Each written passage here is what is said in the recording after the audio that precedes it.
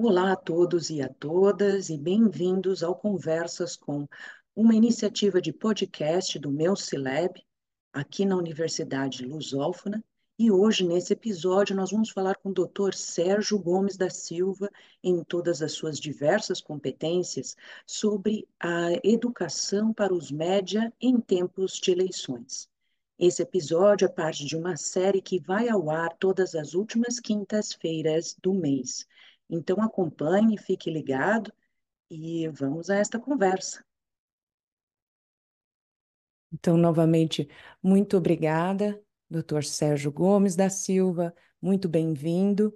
Eu gostaria, então, para começar essa nossa conversa de hoje, porque é uma conversa, que o senhor se apresentasse e falasse um pouco sobre as diversas frentes em que está trabalhando no momento. Permita-me que comece por agradecer o convite para participar neste podcast. Tenho muito gosto e ficarei feliz se conseguir dar algum contributo para alertar para a importância que a literacia mediática tem nas nossas vidas e nas nossas sociedades. O meu nome é Sérgio Gomes da Silva.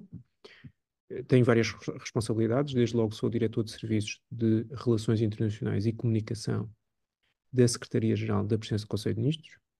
Este departamento tem várias responsabilidades e várias equipas de trabalho. Uma delas, uma das responsabilidades, é o apoio ao governo no que diz respeito à definição das políticas públicas de comunicação social. Isto naturalmente envolve várias tarefas, sempre respondendo, obviamente, a solicitações do Executivo, mas que pode passar, por exemplo, pela preparação de leis, de documentos administrativos, estudos, pareceres. Sou também membro da Comissão Nacional de Eleições, faço parte do Conselho de Administração do CENJOR, Centro Protocolado de Formação Profissional para Jornalistas, que além da formação para jornalistas em sentido estrito, tem também ações de formação e de capacitação em áreas conexas, tem designadamente atuação também na literacia mediática. Sou também membro da Comissão Executiva do Observatório da Comunicação, OBERCOM, que acompanha e estuda estes fenómenos. Por via das minhas responsabilidades enquanto diretor de Serviços de Relações Internacionais e Comunicação, represento a Secretaria-Geral no Grupo Informal de Literacia para os Média, GILM, que desde 2009 congrega um conjunto alargado de entidades públicas que partilham a missão de promoção da literacia para os média em Portugal. Também já tem alguma cooperação internacional, mas evidentemente o seu foco é a dimensão nacional. Este grupo, também com a nossa colaboração, ao longo destes já cerca de 15 anos, vem desenvolvendo um conjunto de atividades, quer de reflexão técnica e científica, designadamente através dos Congressos de Literacia, Média e Cidadania, que já tiveram 6 edições, quer através de seminários. Por exemplo, há uma linha que são os que nós designamos FILM, Fórum Informal de Literacia Mediática, que já tiveram também bastantes edições, quer através de ações que se destinam mais para um lado de intervenção. Por exemplo, está neste momento a decorrer a Operação 7 Dias com os Média 2024, que decorre todos os anos entre 3 e 9 de maio, e que é uma iniciativa pela qual o GILM lança o repto à sociedade portuguesa como um todo para refletir sobre o papel que os meios de comunicação social desempenham nas nossas vidas enquanto cidadãos e na nossa vida enquanto sociedade. A título de apresentação, se calhar é suficiente para não me estender excessivamente. Não, está ótimo, muito obrigada. Eu vou fazer a primeira pergunta, que está bem na chave mesmo, no centro focal dessa nossa conversa de hoje, que é tentar entender, né? Eu queria que você nos explicasse um pouco a importância das eleições desse ano supereleitoral de 2024 e como essas eleições se diferenciam de eleições anteriores. 2024 é considerado uma espécie de um super ano eleitoral. Os números dizem-nos que mais de 4 mil milhões de pessoas são chamadas a participar em eleições neste ano. O número que eu tenho de memória é que será aproximadamente 49% da população mundial. Bom, isto é um número que tem que ser conferido, não o tomem como certo e exato. É útil para nos dar a dimensão. De facto, é um ano com muitas eleições em em praticamente todas as geografias do mundo. Atenção, quando nós falamos de eleições, não significa que em todos os países que há eleições já haja verdadeiramente democracias.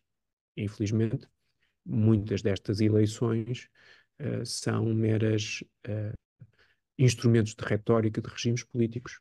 Portanto, nem todas são eleições no sentido verdadeiramente democrático do termo. Mas também temos eleições, felizmente, muitas, que são verdadeiramente democráticas, com as garantias de participação que são necessárias aos processos eleitorais. Temos, por exemplo, eleições na Índia, que é o país com a maior população do mundo e também a maior democracia do mundo. Temos, de facto, neste ano, muitos processos eleitorais. Nós, em Portugal, como todos saberão, temos também vários processos eleitorais. Tivemos já eleições para a Assembleia da República, tivemos eleições regionais para a Assembleia Legislativa Regional dos Açores, vamos ter para a Assembleia Legislativa Regional da Madeira, vamos ter eleições para o Parlamento Europeu, 9 de junho. Também em Portugal é um ano com vários atos eleitorais da maior importância. Mas este é um ano especialmente importante e é um ano em que, de facto, há aqui alguma especificidade relativamente a anos anteriores, porque nós vivemos em tempos que parecem ser de refluxo ou de retrocesso democrático.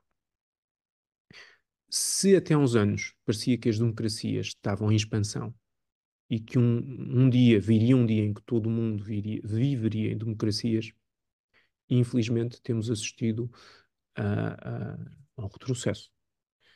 Parece que as democracias estão a diminuir, mesmo havendo muitos atos eleitorais. E há vários fatores que têm contribuído para isto. Naturalmente, fatores políticos e geopolíticos, que, de forma dialética, se relacionam com fatores também relacionados à comunicação social. O desenvolvimento da internet nos primeiros tempos levou-nos todos a sermos muito otimistas. Parecia que a informação não teria fronteiras, as possibilidades de expressão individual e coletiva não teriam restrições. Todavia, com o passar do tempo, percebemos que, afinal, o progresso não era assim tão extraordinário. Atenção, não quer dizer que a internet não tenha trazido muito de bom para o mundo, trouxe. E com certeza que o balanço ainda é extremamente positivo. Mas nem tudo tem sido ótimo. Esta internet também trouxe novas possibilidades de lançar desinformação, de semear desconfiança dos cidadãos nas instituições, de lançar descrédito nas democracias. Aqui, Realmente é nesse aspecto mesmo que eu gostaria de focar a nossa próxima questão, que é nesse momento de desinformação rampante, como a educação para os média, né? As estratégias de educação para os média pode influenciar, ajudar os cidadãos nessa hora de eleições. podem ajudar de múltiplas formas, mas no fundo tudo vai ter ao sentido crítico. Sentido crítico aqui significando capacidade de discernimento. Uh, por vezes esta palavra ou esta expressão sentido crítico é mal interpretada. Quando se diz sentido crítico, não se quer dizer a crítica fácil, o criticar por criticar. Queremos significar a capacidade para discernir, para interpretar, para estabelecer raciocínios que nos permitem fazer escolhas informadas e fundamentadas. E aqui a literacia para os média, ao estimular o sentido crítico, permite, desde logo, a quem tem elevados níveis de literacia, saber escolher as fontes de informação. Há muitas fontes que têm interesses que não são o interesse geral. Níveis de literacia avançados permitem aos cidadãos saberem fazer as suas escolhas. por exemplo, permite saber-lhes que informação jornalística merece um nível de confiança que não merecem simples posts na rede X ou em qualquer outra rede social. Mas também permite uma outra dimensão, porque a literacia pós-média tem estas competências de saber escolher fontes, de saber interpretar, de saber discernir, mas também tem uma dimensão ética. Nós, como cidadãos, frequentemente, por vezes de forma involuntária, às vezes até de forma voluntária, mas somos frequentemente agentes em campanhas de desinformação. Frequentemente difundimos conteúdos que geram falsas percepções políticas e por essa via estamos a influenciar também os outros nas suas opções políticas. Portanto, aqui a literacia pós-média tem de facto um papel essencial. Um papel porque mais elevados níveis de literacia permitem aos cidadãos fazer melhores escolhas melhores escolhas no sentido de que são escolhas informadas, não são escolhas resultantes do acaso, não são escolhas resultantes de simples influência. E também permitem aos cidadãos adotarem comportamentos mais responsáveis e mais éticos. Definitivamente. É importante saber e é importante verificar novamente como a educação para os média está dentro de uma estratégia, né? E que não sozinha, né? Mas que ela tem um papel essencial nesse combate, né? E aí eu queria que você me trouxesse, se possível, como indivíduos, escolas, locais de trabalho podem incorporar esses princípios que você tão claramente nos colocou, né? Esses princípios da educação para os média nas vidas diárias dessas pessoas, nesses locais de trabalho. Como é que a gente pode, então, incluir isso nas nossas vidas diárias para combater a desinformação, precisamente? A resposta mais fácil está no sistema de ensino. O sistema de ensino sendo algo, tendo uma dimensão formal, tendo currícula, tendo disciplinas, pode mais facilmente incluir nos conhecimentos a transmitir e nas capacidades a desenvolver estas preocupações. Aliás, isso já existe em Portugal através do referencial para a literacia mediática. O Ministério da Educação já aprovou uma primeira versão em 2014, se a memória não me falha, uma segunda, creio que o ano passado, em 2023, portanto já revista em função também dos desenvolvimentos que ocorreram entretanto, que coloca, digamos assim, explicita o conjunto de competências que se espera que os alunos desenvolvam e o trabalho que os professores devem fazer com os seus alunos. Não significa isto que não haja mais caminho a fazer, claro que sim. Este assunto da literacia para os média é um de 12, se a memória não falha, um de 12 domínios que são tratados numa disciplina de cidadania. E nem é daqueles a que é dada mais prioridade. Portanto, há com certeza aqui a oportunidade de ser mais bem tratado no sistema de ensino.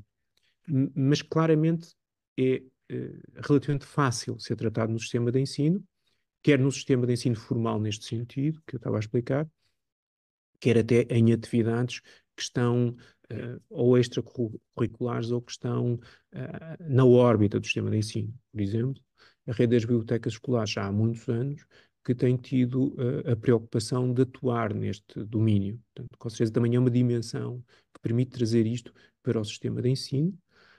Também é possível e também existe que outras entidades convidem e convoquem os alunos para desenvolverem estas competências. Por exemplo, a Secretaria-Geral da Presidência do Conselho de Ministros, com a rede das bibliotecas escolares e um conjunto de outras entidades, como a Direção-Geral de Educação, a Fundação para a Ciência e Tecnologia, enfim, o Ponto PT, promovem anualmente um concurso que se chama Mediação, em que os alunos são convidados a apresentar trabalhos em que abordam estas temáticas. Portanto, é possível, no sistema de ensino, ter todo este conjunto de iniciativas e de trazê-las para que ajudar os alunos a desenvolverem estas competências. Como digo, o que está a ser feito pode com certeza ser melhorado, mas conceptualmente é relativamente fácil. Mais difícil, mais difícil tem a ver com as outras dimensões de que falou. O trabalho, a vida em geral.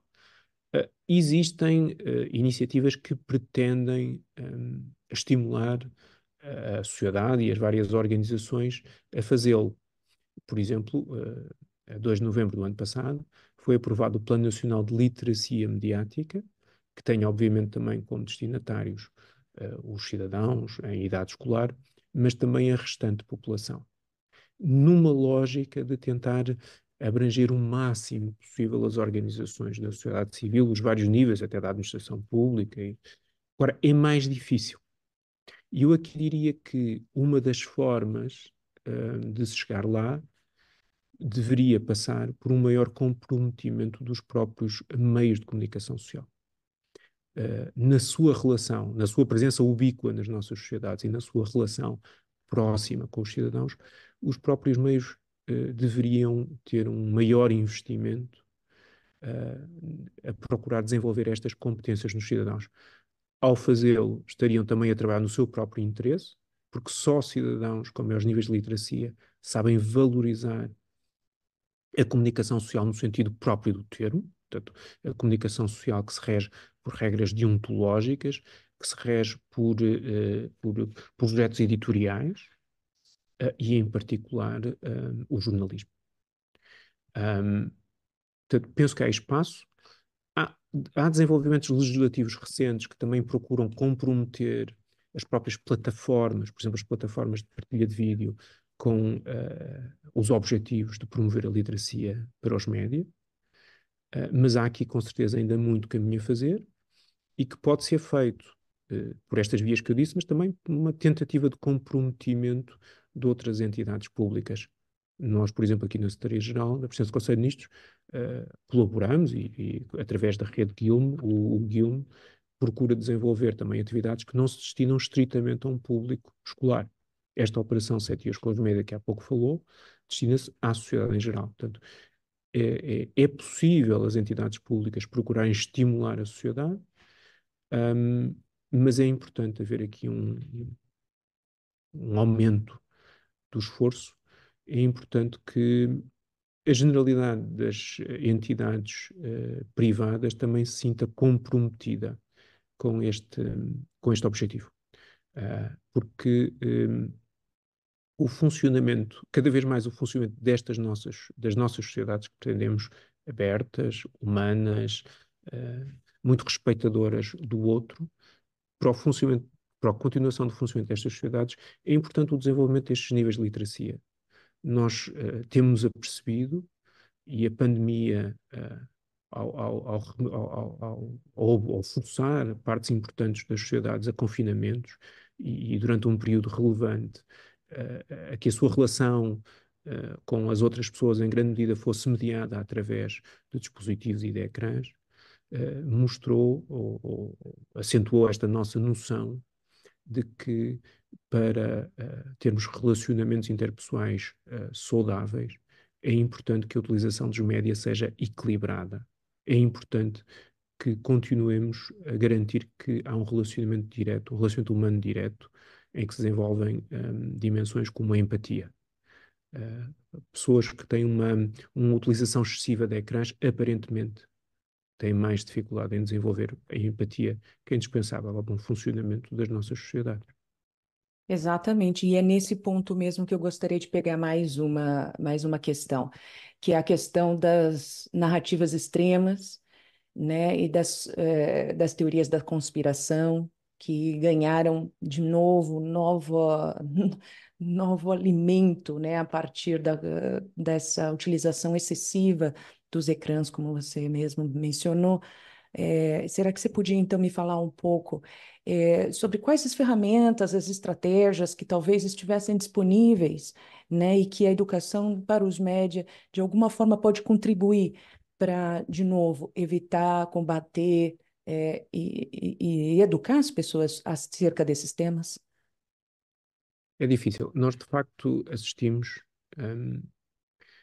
No século XX, nós tivemos a afirmação verdadeiramente dos meios de comunicação de massa. Enfim, já tínhamos tido, obviamente, muito antes, a partir da imprensa de Gutenberg, a afirmação de uma imprensa escrita enquanto meio de comunicação social de massa, mas mesmo nesses tempos iniciais não era de massa, era para certos grupos, mas no século XX, com os desenvolvimentos tecnológicos também tornaram a imprensa de acesso mais fácil, mas com a rádio primeiro e a televisão depois, tivemos meios de comunicação que serviam de um referencial comum a toda a sociedade. Mas esses meios, pelas suas circunstâncias, tinham códigos deontológicos que preveniam que estes discursos mais radicalizados, em grande medida, passassem para a sociedade em geral. Portanto, havia digamos assim, uma gestão do discurso que, sem impedir a liberdade de expressão, limitava o discurso mais extremista. O desenvolvimento da internet, e em particular das redes sociais, com a desintermediação que trouxe, fez com que indivíduos passassem a atingir audiências significativas. E num tempo em que há uma grande concorrência pela atenção, estes dois fenómenos, de facto, favorecem muito o discurso extremista. Para se agarrar à atenção é preciso mensagens chocantes, e quem está nesses meios frequentemente não está vinculado com qualquer código deontológico. Como é que se reverte isto? Bom, a literacia para os média pode ajudar naquela dupla dimensão de que eu falava antes. Por um lado, desenvolvendo as competências nos cidadãos que os levem a compreender que um discurso extremista não é um discurso verdadeiro. Não é por agarrar a atenção que o que ali está é verdade. Se nós conseguimos que as pessoas compreendam as lógicas de funcionamento destes meios, estamos a dotá-las de instrumentos críticos para que possam discernir e possam saber escolher as suas fontes de informação. Voltando, se possível, para aquilo que é informação, a fontes mediadas, a fontes de informação que têm um tratamento por parte de alguém que está vinculado por um código deontológico e que segue critérios na produção da informação. Nós sabemos, por exemplo, que o jornalismo tem regras como a busca da objetividade, o contraditório. Nada disto existe na informação que é difundida pelas redes sociais. Por outro lado, o desenvolvimento da dimensão ética de que eu falava há pouco também é importante. É importante que nós consigamos generalizar esta ideia na sociedade de que aquilo que cada um de nós faz na sua atuação, na sua participação no espaço público, designadamente através das redes sociais, mas também através de outros meios de comunicação digitais, tem impacto no próprio espaço público. Nós sabemos, é claro que os influenciadores têm aqui um papel reforçado, mas o somatório de nós, enquanto cidadãos, vamos ter um papel relevante no espaço público. A literacia mediática, na medida em que nós consigamos desenvolver estas competências e este sentido ético, dará resposta a estas questões. Mas não é fácil, porque acho que todos temos esta experiência. Eu observo com frequência que de pessoas de quem esperaria que tivessem, de facto, um elevado sentido crítico, nesta asserção que eu estava a dizer há pouco, a capacidade de discernimento, e que têm a intenção de ter um posicionamento ético muito correto, digamos assim, frequentemente assistimos a que, quando recebem qualquer mensagem do WhatsApp que acham graça, frequentemente não param para pensar se aquilo é verdade ou não, o efeito que pode ter, fazem o seu reencaminhamento porque se riram durante uns instantes. E isto, de facto, produz efeitos na sociedade como um todo, e também, voltando ao início, nos processos democráticos. Portanto, não é fácil, tem que ser feito, e isto exige uma atuação muito reiterada e consistente, porque não basta informar, digamos assim, não basta alertar as pessoas, os cidadãos, não nos basta alertar a nós, cidadãos, é importante reiteradamente ir mostrando como o nosso comportamento faz a diferença. A literacia para os média tem um papel que é realmente importante e crucial nas nossas sociedades. Nós desejamos viver em sociedades abertas, plurais e diversas.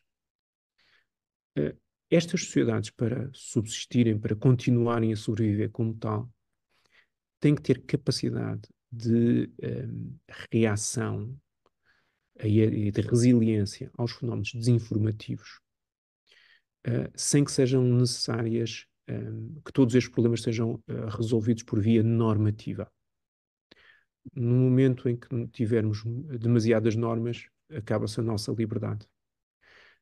Portanto, a competência ou as competências dos cidadãos para lidarem com a desinformação e o seu sentido ético para lidarem com a desinformação é fundamental para continuarmos a ter liberdade de expressão e para continuarmos a viver em sociedades livres, abertas, plurais e diversas. E porque não é possível atacar estes fenómenos só por via legal.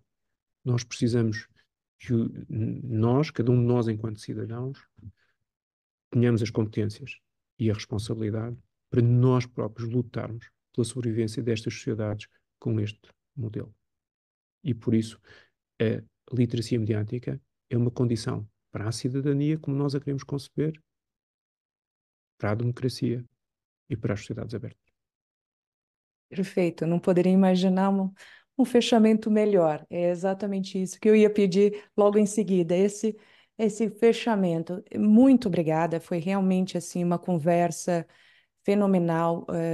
Assim, o seu conhecimento sobre o tema é vastíssimo e agradeço novamente ter participado, né, ter aceitado participar desse nosso pequeno debate, nossa pequena conversa que espero semeie algumas sementes aí para a gente continuar a conversa. E esse foi o Conversas com, uma iniciativa de podcast do meu Cileb aqui na Universidade Lusófona.